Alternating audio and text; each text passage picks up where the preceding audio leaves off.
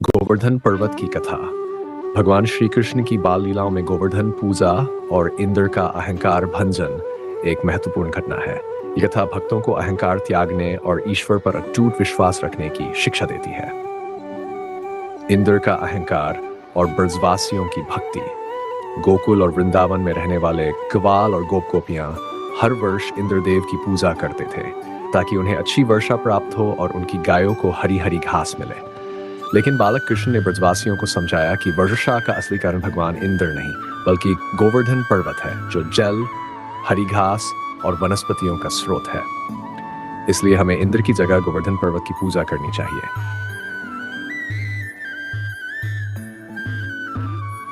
इंद्र का क्रोध और श्री कृष्ण की लीला। जब इंद्र को पता कि ब्रजवासी अब उनकी पूजा नहीं कर रहे तो वह अत्यंत क्रोधित हो गए।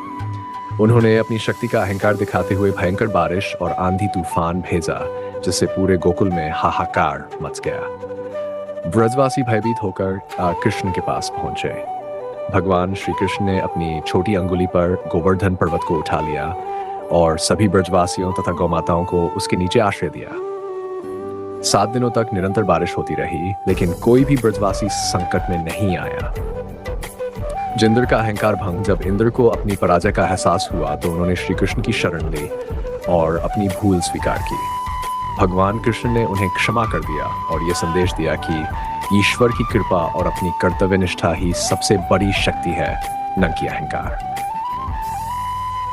गोवर्धन पूजा की परंपरा। तभी से हर वर्ष गोवर्धन पूजा का पर्व मनाया जाता है, जिसमें लोग गोवर्धन पर्वत के प्रतीक रूप में गोबर से पहाड़ बनाकर उसकी पूजा करते हैं और अन्नकूट का भोग लगाते हैं। शिक्षा। अहंकार का नाश अवश्य होता है।